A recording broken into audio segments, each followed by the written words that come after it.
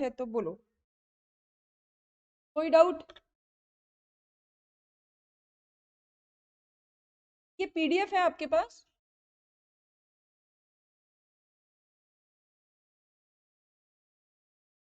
ये है ना, ये पीडीएफ आपके पास नहीं है?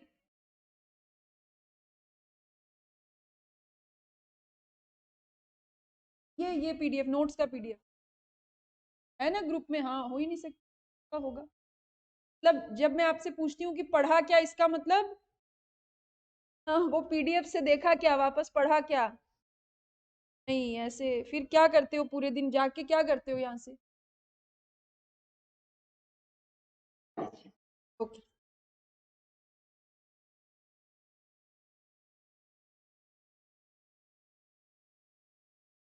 तो आशिका कहाँ से हैं आप? जयपुर ओनली हो? तो लास्ट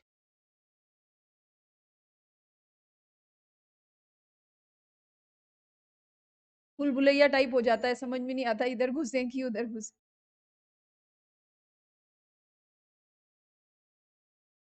लिफ्टिंग और पियर्सिंग ऑफ कॉर्पोरेट वेल, कल हम कॉर्पोरेट वेल के कंसेप्ट को पढ़ रहे थे। Ashika, so you are from foundation और you did your graduation? You are from foundation, so you don't have come across company law? देखा कभी, पढ़ा थोड़ा? टाइप ऑफ लाइक 11 12 में थोड़ा बहुत पढ़ा होगा। ठीक है, तो हम एक कंसेप्ट के बारे में बात कर रहे थे, और you will get the recording of the previous classes. अभी नहीं मिली है ना आपको? So you will get the recordings, Jyoti ma'am will forward you the recordings, just go through the recording. Okay, फिर इजी हो जाएगा आपके। क्या हो गया? मुझे तो लगा ये आपको कपिल शर्मा जैसे दिख रहे हैं। नहीं क्या? नहीं,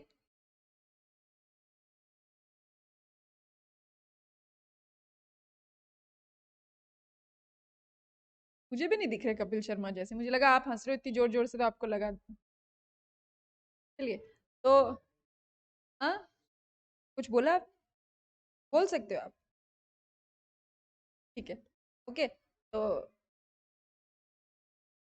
लिफ्टिंग और पियर्सिंग ऑफ कॉर्पोरेट वेल, हम लास्ट क्लास में बात कर रहे थे कि ये जो सेपरेट लीगल एंटिटी है, it's a kind of a fiction, है ना?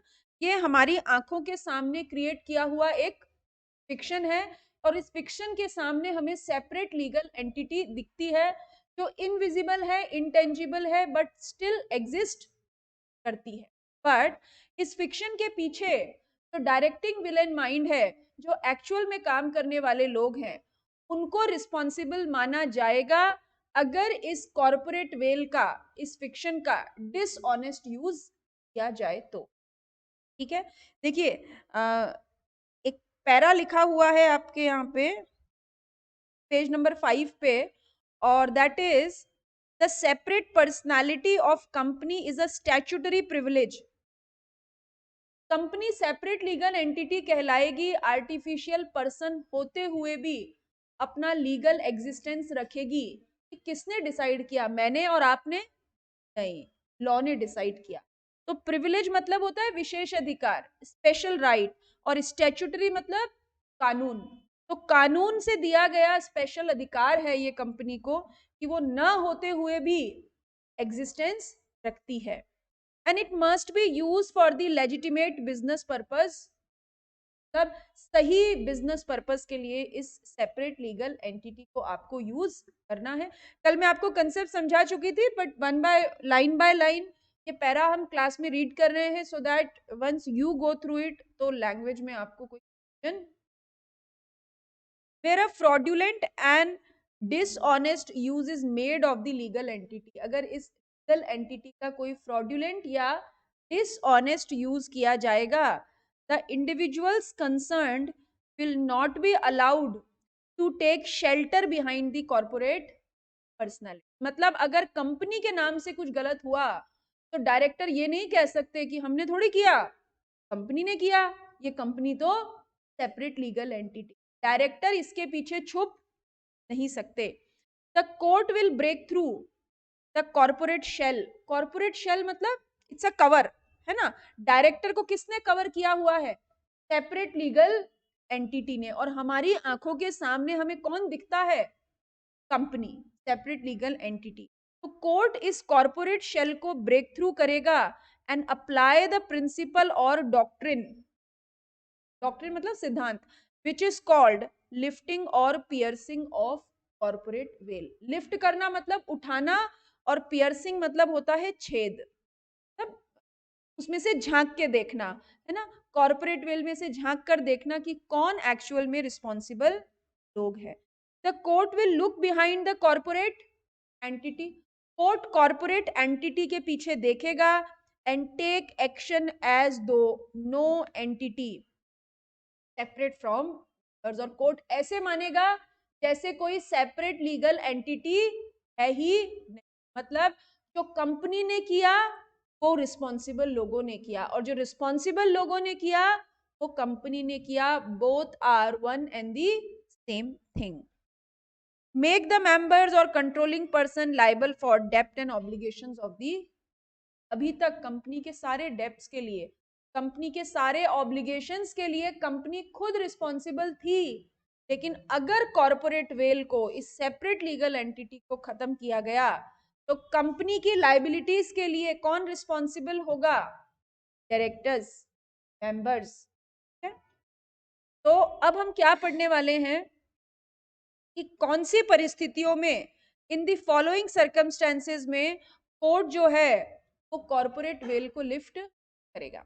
एक बात देखिए, अगर जब तक सेपरेट लीगल एंटिटी एग्जिस्ट करती है, जब तक सेपरेट लीगल एंटिटी एग्जिस्ट करती है, लाइबिलिटी लिमिटेड होती है या अनलिमिटेड?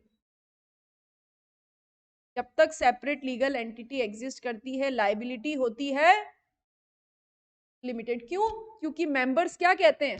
मैंने 10 रुपया दे दिया, बस बात खत्म। कंपनी तुम्हारे लॉसेस के लिए तुम खुद रिस्पॉन्सिबल, क्योंकि तुम तो क्या हो? Separate legal entity. लेकिन अगर इस सेपरेट लीगल एंटिटी को ब्रेक थ्रू किया जाए, तो ये लिमिटेड लाइबिलिटी अब कैसी हो जाएगी? Unlimited liability. यानी कॉर्पोरेट वेल को लिफ्ट करने से क्या होता है? ये जो लिमिटेड लाइबिलिटी का एडवांटेज है ये खत्म हो जाए। कॉर्पोरेट वेल को लिफ्ट करने से नो मोर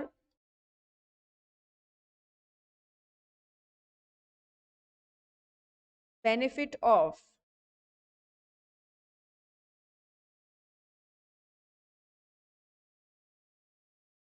लिमिटेड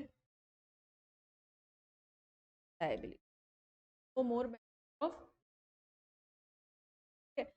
तो यहां तक कुछ डाउट है किसी शब्द में, किसी लैंग्वेज में, किसी लाइन में, तो आप पूछना है। बढ़े आगे। तो अब हम क्या बात कर रहे हैं कि कौन से ऐसी परिस्थितियां हैं जहां कोर्ट को लगेगा कि कॉर्पोरेट वेल को लिफ्ट किया जाए। ये जानना क्यों जरूरी है? क्योंकि जब कोर्ट ने, जब लॉ ने लीगल एंटिटी को क्रिएट किया था, तो कोर्ट ने बोला कि भाई मानना कि आज से ये सेपरेट लीगल एंटिटी है, जो करेगी वो कौन करेगी? कंपनी। प्रॉफिट कंपनी का, लॉस कंपनी का, कॉन्ट्रैक्ट्स कंपनी के। लेकिन कोर्ट को लगेगा कि अब सिचुएशन ऐसी हो चुकी है, अब ना सेपरेट लीगल एंटिटी से काम नहीं चलेगा, इस पर्दे के पीछे झांक कर देखना पड़ेगा। कैसे? देखिए, तो वो परिस्थितियां अब हम पढ़ने वाले हैं, और इसमें हम सबसे पहला ये पढ़ेंगे प्रिवेंशन ऑफ फ्रॉड। सबसे पहले ये पढ़ेंगे प्रिवेंशन ऑफ फ्रॉड का मतलब कुछ ऐसा कि एक कंपनी है, एबीसी। इस एबीसी लिमिटेड के मार्केटिंग हेड हैं मिस्टर शर्मा। एबीसी लिमिटेड के मार्केटिंग हेड है मिस्टर शर्मा। तो एबीसी लिमिटेड कौन हो गई? एम्प्लॉयर, और ये हो गए एम्प्लॉय। और कंपनी इनको साल का 1 करोड़ रुपया सैलरी देती है, 1 करोड़ रुपीज पर एनम।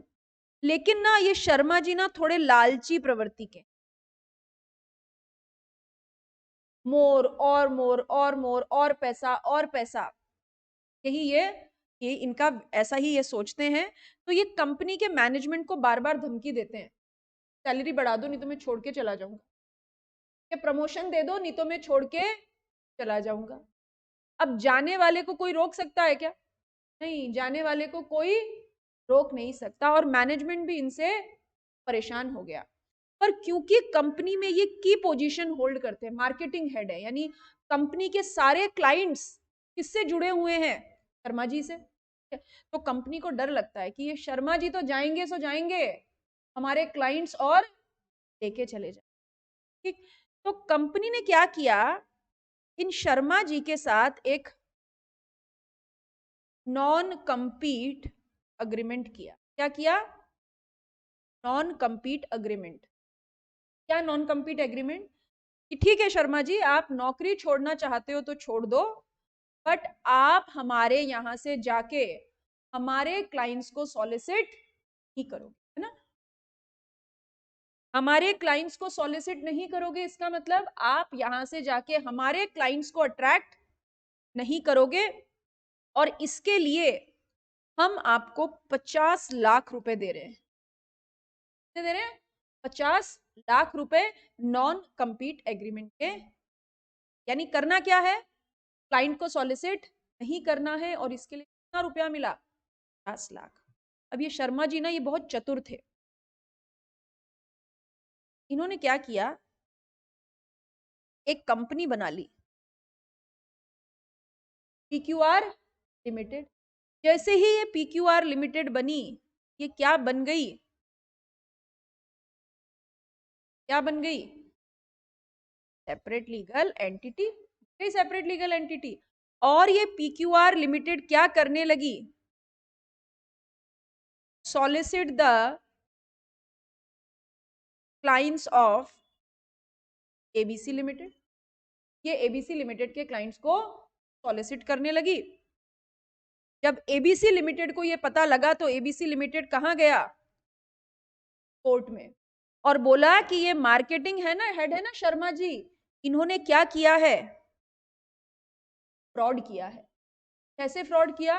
एक तो ले लिए 50 लाख रुपए, ये बोल के कि मैं आपके क्लाइंट को सॉलिसिट नहीं करूंगा, और बाहर जाके हमारे क्लाइंट को सॉलिसिट कर रहे हैं। शर्मा जी ने बोला कि माय लॉर्ड, देखो मेरी शक्ल से मैं कितना भोला हूं, मासूम हूं, आपको लगता है मुझे देख के मैं फ्रॉड करूंगा? मैंने कुछ नहीं किया। ये तो पीक्यूआर लिमिटेड है, और आप ही ने तो समझाया था कि पीक्यूआर लिमिटेड तो क्या है? Separate legal entity. कौन सॉलिसिट कर रहा है क्लाइंट को? कंपनी। और कंपनी तो सेपरेट लीगल एंटिटी है, उसका एग्जिस्टेंस तो अलग है। तो क्लाइंट को मैं नहीं सॉलिसिट करता, कंपनी करती है। नाउ कोर्ट को क्या लग रहा है कि इस कंपनी को क्यों क्रिएट किया गया? फ्रॉड करने के लिए। क्योंकि अगर शर्मा जी अपने नाम से क्लाइंट सॉलिसिट करते तो उन्हें पेनल्टी भरनी पड़ती, तो उन्होंने कंपनी के नाम से क्लाइंट को सॉलिसिट करना स्टार्ट कर दिया। यानी ये कंपनी बनाने का इंटेंशन क्या था? फ्रॉड करना, यही था। तो इस फ्रॉड को प्रिवेंट करने के लिए, प्रिवेंट करना मतलब रोकने के लिए, इस फ्रॉड को प्रिवेंट करने के लिए कोर्ट ने बोला ये ABC is sorry PQR is not a separate legal entity. ये पीक्यूआर कुछ नहीं कर रही। इस पीक्यूआर के पर्दे के पीछे छुपे हुए कौन है? शर्मा जी, जो कि कौन है? कंपनी के एमडी। ठीक है, यही क्लाइंट को सॉलिसिट। तो यहां पर कोर्ट ने क्या किया? पीक्यूआर लिमिटेड की सेपरेट लीगल एंटिटी को अपलिफ्ट किया। खत्म किया। और सेपरेट लीगल एंटिटी को तोड़ के क्या बोला? सेपरेट लीगल एंटिटी कुछ भी, कंपनी ने जो फ्रॉड किया उसके लिए रिस्पॉन्सिबल कौन? शर्मा जी। तो यहां पे हम क्या बोलेंगे? जब भी फ्रॉड को रोकना हो तो कोर्ट क्या कर सकता है? कॉर्पोरेट वेल को लिफ्ट। समझ में आई बात? पढ़ेंगे प्रिवेंशन ऑफ फ्रॉड, पढ़िए।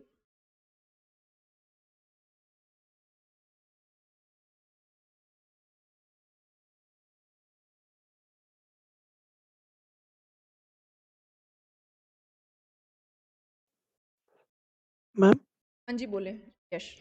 मैम अगर इनका सब सॉर्ट आउट हो जाता है उसके बाद, तो फिर वो क्या वापस सेपरेट लीगल एंटिटी बन सकती है, PQR लिमिटेड? सॉर्ट आउट हो जाता है इन सेंस कि देखिए, एबीसी लिमिटेड का तो नुकसान हो गया ना यश। तो एबीसी यस मैम। लिमिटेड तो जाके कोर्ट में क्या केस करेगी? ये फ्रॉड है, आप इसके ऊपर पेनल्टी लगाओ और इनको रोको। तो अब पीक्यूआर लिमिटेड को रोकने का तरीका क्या है? पीक्यूआर लिमिटेड को रोकने का तो तरीका ही यही है ना कि पीक्यूआर लिमिटेड की एग्जिस्टेंस को ही खत्म कर दिया जाए। वो कोर्ट ने किया। बट आप ये कहते हो, मान लो सॉर्ट आउट हो गया मामला, बोले नहीं नहीं ये गलती हो गई, ये लो तुम्हारे क्लाइंट तुम्हारे पास, तो ठीक है। अगर गलती ऐसी है जिसे कंपनसेट किया जा सकता है, जिसे रिवाइव किया जा सकता है, कोर्ट मेरिट्स पे देख, मेरिट्स को तो देखेगा ही केस को, किसकी। नहीं करेगा कॉर्पोरेट वेल को लिफ्ट। ठीक है यश? Okay ma'am. ओके। और किसी को कोई डाउट? तो यहां से क्वेश्चन कैसे पूछा जाएगा? आपको डायरेक्टली ऐसा पूछा जाएगा जैसे फॉर एग्जांपल कि what are the circumstances where corporate veil may be lifted, है ना? What are the circumstances where corporate veil may be lifted. तो फिर आपको ये सर्कमस्टेंसेस लिखनी पड़ेगी। जैसे पहली circumstances, in case of prevention of fraud, ऐसा सवाल आता है। ठीक है। अगला, प्रोटेक्शन ऑफ पब्लिक पॉलिसी। ये आपके पड़ोसी का क्या नाम है? आपका क्या नाम है? देवेंद्र। देवेंद्र, ये फोन ना इधर रख दो साइड में। सेक्शन है, मन चंचल है, भटकता रहता है, कोई बात नहीं, फोन नहीं। ये प्रोटेक्शन ऑफ, इंपॉर्टेंट मैसेज था तो आई आई कैन अंडरस्टैंड, वो रायता फैल सकता है, important messages can not be missed. तो आप कम्युनिकेट करके रखें कि इस दौरान मैं क्लास में रहता हूँ। तो प्रोटेक्शन, क्योंकि पेरेंट्स कभी भी क्लास के बीच में फोन या मैसेज नहीं करते हैं ना।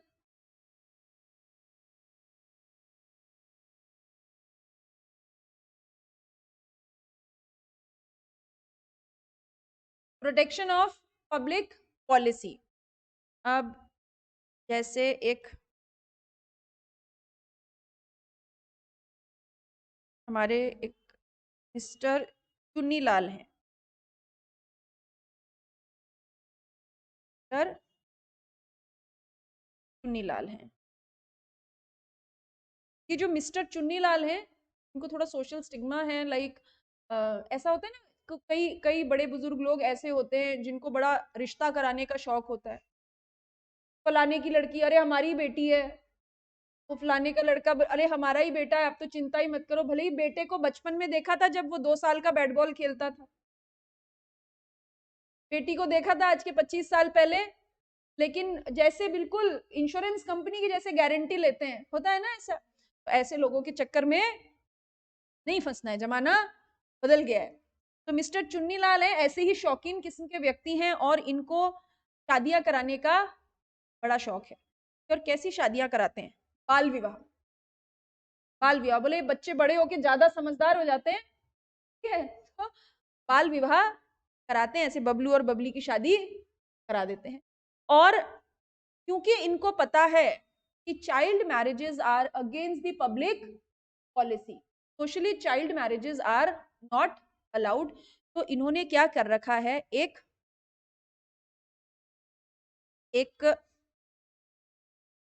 शानदार मैट्रोमोनियल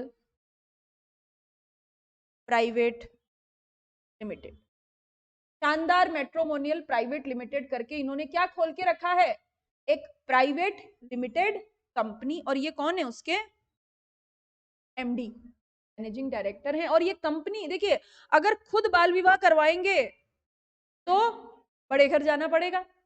ठीक, क्या करते हैं, इन्होंने एक कंपनी खोल रखी है और ये कंपनी क्या करवाती है, चाइल्ड मैरिजेस। इन्होंने एसएमएस वैसएमएस पैक लेके रखे हैं और एसएमएस पैक भेजती रहती है मम्मी पापा के फोन, अगर बबलू और बबली की शादी कराना है तो इस कंपनी को कांटेक्ट करें। नाउ ये कंपनी ऐसा काम कर रही है which is against the public policy. बेटा वो है ना, वो चाइल्ड मैरिजेस नहीं कराते हैं ना, मैंने स्पेसिफिकली एग्जांपल क्या लिया,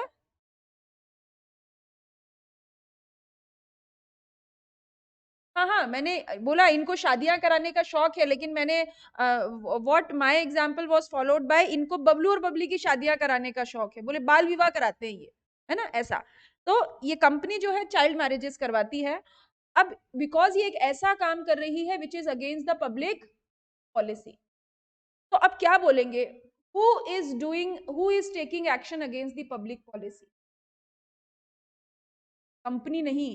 क्योंकि अगर कोई कंपनी पब्लिक पॉलिसी के अगेंस्ट में काम करती है तो बोलेंगे नहीं, ये कोई सेपरेट लीगल एंटिटी, कंपनी नहीं कर रही है पब्लिक पॉलिसी के अगेंस्ट में काम, कंपनी के पीछे तो एक्चुअल विलन माइंड है, क्या कर रहे हैं, पब्लिक पॉलिसी के अगेंस्ट काम कर रहे हैं। यानी एक्चुअल में पब्लिक पॉलिसी के अगेंस्ट में कौन काम करता है, चुन्नीलाल। तो जेल में किसको डालें, यार बड़े घर किसको भेजें, चुन्नीलाल। ऐसा मैं नहीं कह रही, ऐसा आप कह रहे हैं, कोई बात नहीं, भावनाओं में नहीं बह जाते हैं, ठीक है। चलिए पढ़िए, prevention of protection of public policy, read it, 2 lines, read it.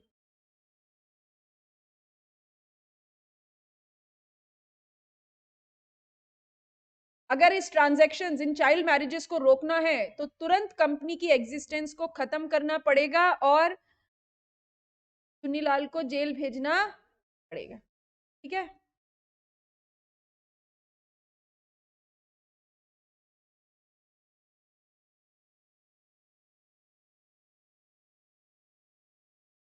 चलिए नेक्स्ट वन। अच्छा, आपको याद है मैंने आपको बोला था कि अगर एबीसी लिमिटेड ने इनकम टैक्स नहीं चुकाया तो फिर क्या होगा, हाथ जोड़ के बैठ जाएंगे एबीसी लिमिटेड, तुम भगवान हो टैक्स चुका दो, नहीं। रेवेन्यू, रेवेन्यू मतलब सरकार की इनकम, अगर सरकार की इनकम को बचाना है, कोई ड्यूटीज एंड टैक्सेस को रिकवर करना है, तो कोर्ट क्या कर सकता है, सेपरेट लीगल एंटिटी को ब्रेक थ्रू, बोलेगा टैक्स कंपनी का नहीं बकाया, और अगर कंपनी का बकाया भी है तो डायरेक्टर्स तुम चुकाओ।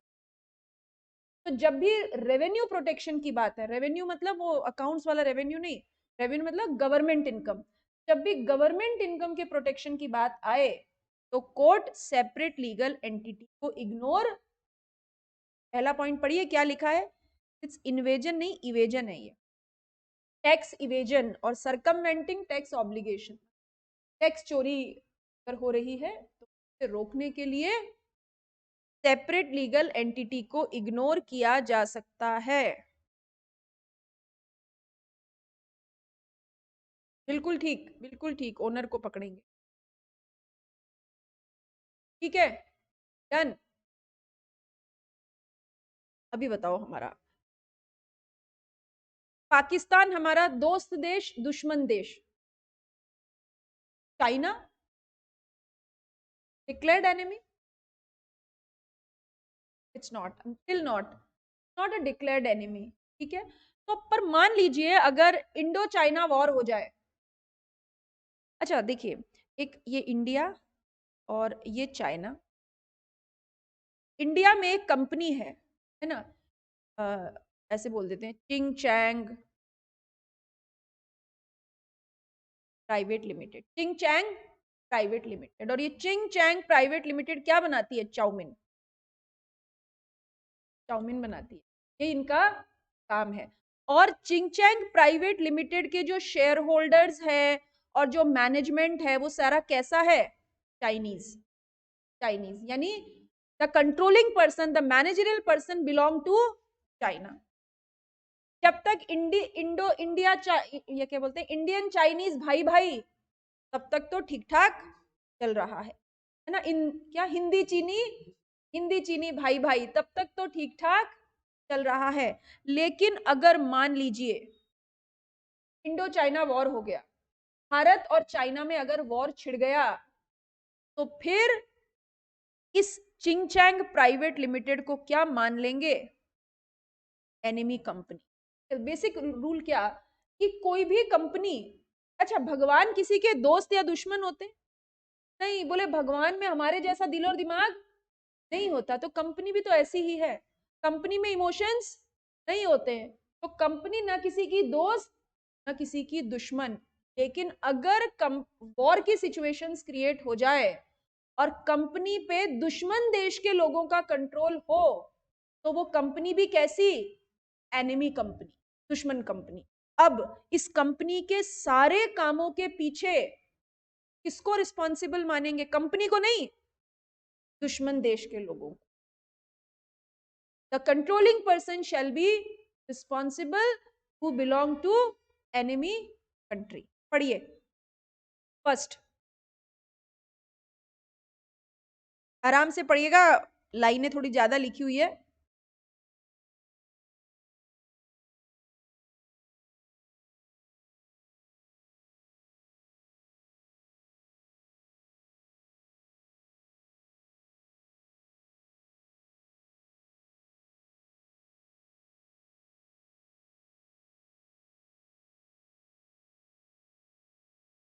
कि कंपनी तो सेपरेट लीगल है, कंपनी को दुश्मन क्यों मानना है? क्योंकि कंपनी तो सेपरेट लीगल एंटिटी है, लेकिन उसके ऊपर कंट्रोल किसका है? दुश्मन देश के लोगों का, जो हमारे और आपके जैसे है। तो हमने क्या पढ़ा अभी तक कि अगर कौन सी ऐसी सरकमस्टेंसेज जब कॉर्पोरेट वेल को लिफ्ट किया जा सकता है? पहला, prevention of fraud, prevention of public policy, protection of revenue, identify the enemy character, right. अगली situation, company mere a sham और क्लॉक। मान लीजिए कंपनी किसी इलीगल ऑब्जेक्ट से बनी है, इलीगल ऑब्जेक्ट, हथियारों की सप्लाई करनी है, लोगों से फ्रॉड करना है। मतलब आपका नाम स्किप कर रही हूँ मैं, सचिन। मैंने और सचिन ने एक कंपनी बनाई कि लोगों के अकाउंट्स हैक करेंगे, ठीक है, और जो भी पैसा आएगा आधा आधा कर लेंगे, और हम दोनों उस कंपनी के डायरेक्टर बन गए। अभी कंपनी बनी ही किस पर्पज से है? इलीगल ऑब्जेक्ट, फ्रॉड, धोखा। क्लॉक मतलब धोखा। धोखा करने के लिए अगर कोई कंपनी बनी है, तो फिर कंपनी के कामों के लिए आप बताओ किसे रिस्पॉन्सिबल माने? कंपनी को, मेंबर्स को, डायरेक्टर्स को? ठीक है, पढ़िए अगला पढ़िए। कंपनी मियर शैम और क्लॉक। मियर मतलब होता है ओनली।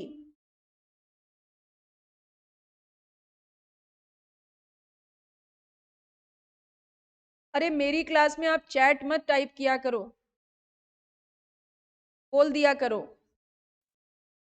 मुझे आप लोगों की आवाज सुनना अच्छा लगता है, ठीक है।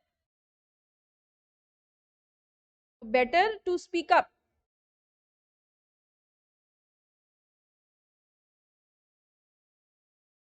डन, कोई डाउट?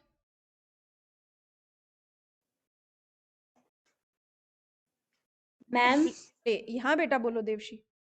मैम जो भी कंपनीज जो है ना, जिससे वॉर हो रहा है और है ना वो अपनी कंपनी इंडिया में रन हो रही है, तो सारी कंपनीज तो है ना अपन एनिमी मानेंगे, अगर वो उसकी बिहाफ पे कुछ गलत कर रहे तो ही अपन इसका हाँ विरोध हाँ, करेंगे ना। बिल्कुल बिल्कुल। अगर कुछ सिचुएशन ऐसी पड़ी कि हमें कंपनी का एनिमी कैरेक्टर आइडेंटिफाई करना पड़ा, तो हम उसे एनिमी का। Yes ma'am. Next one. अब एक बात बताइए, कंपनी में पैसा कौन लगाता है? मनी। मनी कौन कंट्रीब्यूट करता है? पेरोल। Very good. और कंपनी को मैनेज कौन करता है? Board of director. कंपनी में शेयर होल्डर को वोटिंग राइट मिलता है या नहीं मिलता है? मिलता है। तो कंपनी में केवल शेयर होल्डर ही डिसीजन मेकर होते हैं या वो बेचारे डायरेक्टर भी डिसीजन ले लेते होंगे? कभी ले लेते हैं ना, डायरेक्टर भी डिसीजन। तो दोनों ही डिसीजन मेकर्स होते हैं, डायरेक्टर्स भी और मेंबर्स भी। पर मान लीजिए कंपनी है एबीसी प्राइवेट, में दो मेंबर हैं, ए और बी। ए और बी, ठीक है। और यही दोनों कंपनी के क्या हैं? डायरेक्टर्स भी। मेंबर भी यही है और डायरेक्टर भी। यानी कंपनी की मेजॉरिटी शेयर होल्डिंग किसके पास है? ए और बी के पास। और कंपनी का मैनेजरल डिसीजन भी कौन लेने वाला है? ए या बी। अब एक बात बताइए, अगर कंपनी कोई डिसीजन ले, Parul please speak up, chat नहीं टाइप किया कीजिए। आपको कोई भी डाउट पूछना हो बेटा, आप अपने आप को अनम्यूट करो और पूछो। पूछो पारुल, क्या पूछना चाहते हो? अनम्यूट करके पूछो।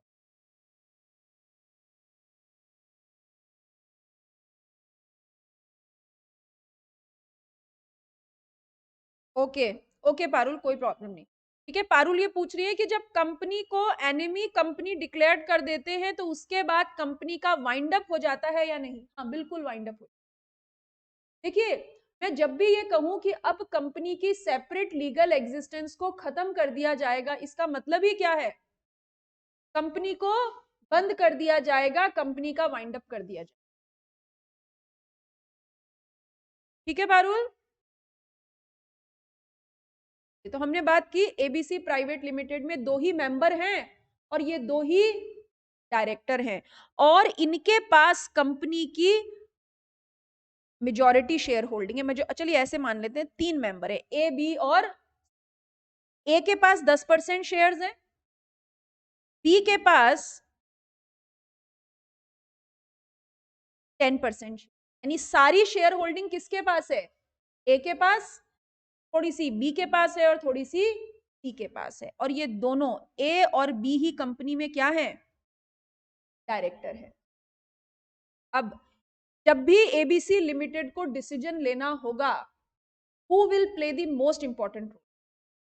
ए, क्योंकि वो डायरेक्टर भी है और उसके पास मेजॉरिटी शेयर होल्डिंग भी है, मेजॉरिटी वोटिंग है। यानी जब मेंबर वोटिंग की बात आएगी तो भी वो हाथ लेके खड़ा हो जाएगा, और जब डायरेक्टर वोटिंग की बात आएगी, जब तक गाड़ी ट्रैक पे चल रही है तो कोई प्रॉब्लम। लेकिन अगर कुछ गड़बड़ हुआ तो बोलेंगे ये कंपनी तो नाम की कंपनी है, ये तो एक के हाथों की कठपुतली। क्योंकि डिसीजन लेने वाला कौन है? मैनेजमेंट भी वही, और majority share holding voting right भी के पास। तो कभी कभी ऐसा होता है कि ऐसी सिचुएशंस में कंपनी शेयर होल्डर्स के एजेंट की तरह काम करने लगती है। मतलब इंडिपेंडेंट डिसीजन मेकिंग की बजाय जो कंट्रोलिंग लोग हैं वो उसके डिसीजंस को चलाने लगते। तो अगर ऐसा हुआ तो कॉर्पोरेट वेल को लिफ्ट किया जा सकता है। हाँ, अब रिस्पॉन्सिबल कौन होगा? डेफिनेटली ए तो होगा ही होगा। फिर ना ये तो एक कंपनी लॉ का फर्स्ट इंस्टेंस आपको दिखता है। बहुत सारे ऐसे सिचुएशंस होते हैं जहां पर फिर आइडेंटिफाई किया जाता है कि who shell be responsible. But prima facie मानेंगे ए बी और सी तीनों रिस्पॉन्सिबल। फिर फैक्ट्स को, सर्कमस्टेंसेस को देखा जाएगा और एक्चुअल लाइबिलिटी फिक्स की जाएगी। पढ़िए।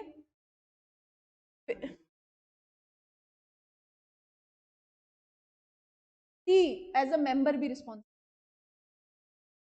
पढ़े।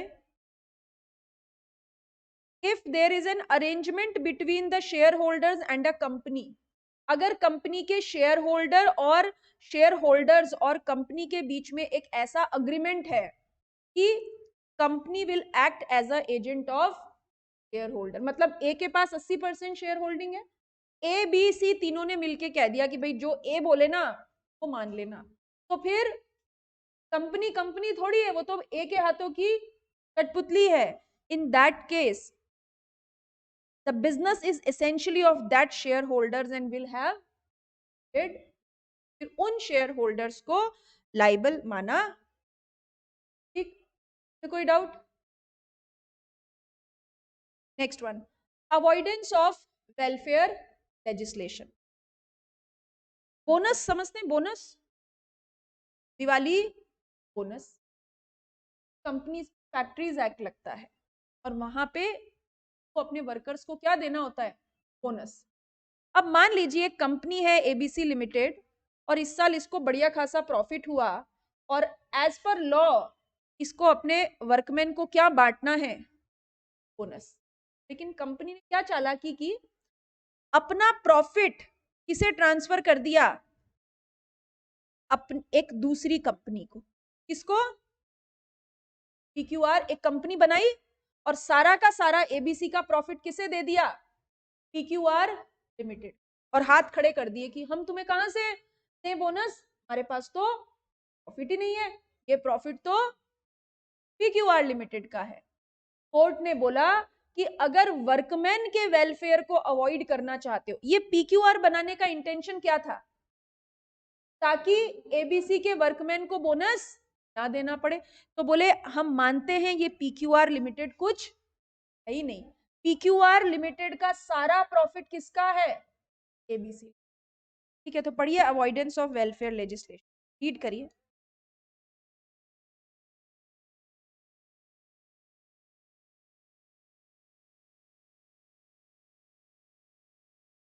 किसी लीगल ऑब्लिगेशन को अवॉइड करने के लिए कंपनी बनाते हो, कंपनी को उसको कॉर्पोरेट वेल को अपलिफ्ट. ये केस लॉ लिखा हुआ है, अब याद रखने की जरूरत नहीं है. आज की लास्ट बात, to punish for contempt of court. आपने सहारा का नाम सुना है?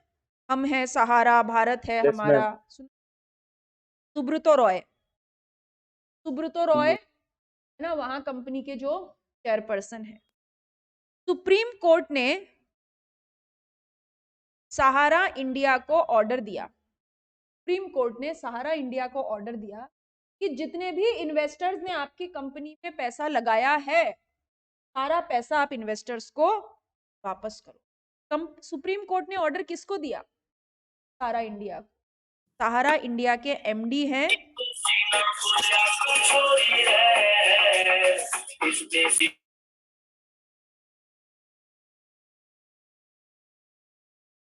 सहारा इंडिया के एमडी हैं सुब्रतो रॉय. तो हुआ क्या कि सुब्रतो रॉय कंपनी ने इन्वेस्टर्स को पैसा नहीं लौटाया. कोर्ट का आदेश था ना, कोर्ट के आदेश का क्या किया? कंटेम्प्ट. कंटेम्प्ट मतलब अवहेलना की, इग्नोरेंस की, अवॉइड किया. तो कोर्ट के आदेश को कंपनी अवॉइड कर रही है, लेकिन कोर्ट क्या मानेगा? कंपनी अवॉइड नहीं कर रही है सुब्रतो रॉय. तो सुब्रतो रॉय को जेल भेज दिया कि अगर कोर्ट के ऑर्डर को कंटेम्प्ट किया गया, कंपनी ने कोर्ट के ऑर्डर को कंटेम्प्ट किया, तो कंपनी को रिस्पॉन्सिबल नहीं मानेंगे, कंपनी के डायरेक्टर्स को, रिस्पॉन्सिबल लोगों को रिस्पॉन्सिबल. तो पढ़िए एक बार ये, to punish for contempt of court पढ़िए.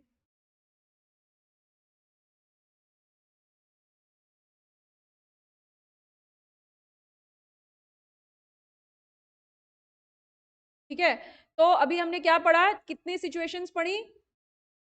पहला प्रिवेंशन ऑफ फ्रॉड, दूसरा प्रिवेंशन ऑफ पब्लिक पॉलिसी, तीसरा प्रोटेक्शन ऑफ रेवेन्यू, चौथा identify the enemy character when company mere a shame और क्लॉक. ठीक है, avoidance of welfare legislation, contempt of the court order and एक when members are agent of the company. ठीक है, आज के लिए इतना ही.